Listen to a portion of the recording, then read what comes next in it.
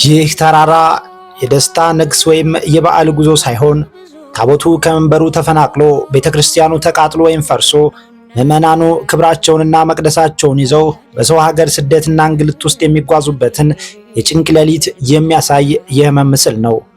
ካህኑን ከደብሩ ታቦትን ከመንበሩ ያጽናልን ታላቅ ጸሎት ኖሯል ለካ። ይቺ ቃል በደስታና በሰላም ቀን የምንመራረቃት ተራ የምኞት ቃል እንዳልነበረች የምንረዳው ዛሬ ይህን ከጀርባ የምትመለከቱትን ምስል የመከራ መንገድ ስናይ ነው። ዛሬ ይቺ ጸሎት ምኞት መሆኗ ቀርቶ የልብ ስብራት፣ የእንባ ምንጭና የውስጥ መውደቅ ሆናለች። ታቦት ከመንበሩ ሲነቀል፣ መቅደስም በቁም እሳት ሲያር፣ ካህን በደብሩ ላይ ማጠናቆሞ ለነፍሱ ሲሰደድ ማየት የሰው ልጅ በምድር ላይ ሊሸከመው ከሚችለው በላይ የሆነ አጥንትን የሚሰብር ሐዘን ነው። አርሲ የነፍስ መርገጫ የቅዱሳን ማደሪያ የነበረችው ምድር ዛሬ የእንባና የዋይታ አውድማ ሆናለች።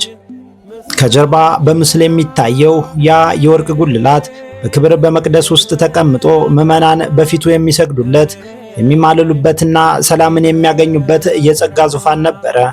ዛሬ ግን ያ ክብር በባዶ እግር በሚጓዙ በትከሻቸው ላይ ሕመምን በተሸከሙ ምስኪን ልጆች ተነስቶ በጠራራ ፀሐይ ባልተስተካከለ የገጠር አቧራማ መንገድ ላይ እየተሰደደ ነው። ታቦቱ ራሱ የስደተኛውን ልብስ ለብሷል። ፊታቸውን ወደ ኋላ እያዞሩ የሚቃጠለውንና የሚፈርሰውን መቅደሳቸውን በእንባ እየተሰናበቱ አቅጣጫው ወደማይታወቅ የባዕድ ምድር የሚጓዙት እነዚህ ሰዎች ስናይ ነፍሳችን አብራ ትሰደዳለች። በጉዞው ላይ የሚታዩት እያንዳንዱ ሰዎች ጀርባቸው የጎበጠ በታቦቱ ክብደት ብቻ አይደለም፣ በውስጣቸው ባለው የማይሻር የሐዘንና የውርደት ሸክም እንጂ።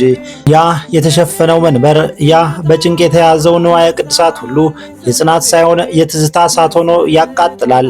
ማደሪያህን አቃጠሉት፣ ስምህ የሚጠራበትን መቅደስ አረከሱት እያሉ በውስጥ የሚያለቅሱት እነዚህ ምስኪኖች የልብ ትርታ ማንም አይሰማውም። ይህ ጉዞ ለጥቂት ሰዓታት የሚደረግ የክብር ጉዞ አይደለም።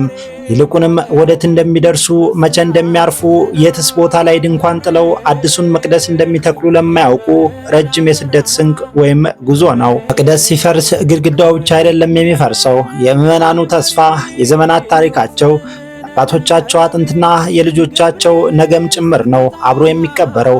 ታቦቱ ከመንበሩ ተነቅሎ ሲሰደድ ያችን ምድር በረከትና ሰላም ጥሏት ይወጣል። የቀረው ነገር ቢኖር አመድ፣ ጭስና ልብን የሚቀድ ዘላለማዊ ሐዘን ብቻ ነው። አምላኬ ሆይ የቅዱሳንህን ማደሪያና ልጆችን ከመከራ ጠብቅ። ታቦት ከመንበሩ ሲነቀል ከማየት በላይ ሞት የለምና ይህንን የሕዝብህን እንባ ተመልከተው። አርሲ ላይ የሚፈሰው እንባ፣ የሚሰማው ዋይታና ይህ ከመቅደሱ የተሰደደ ክብር የሁላችንም የውስጥ ስብራት ነውና አቤቱ ተመልከት፣ አቤቱ ፍረድ። አርሲ ልክ እንደ ራሔል እንባዋን ወደ አርያም ትረጫለችና ዝም አትበላት፣ ፍረድላት። አቤቱ የአርሲ አባቶቻችንን እንባ ተመልከት።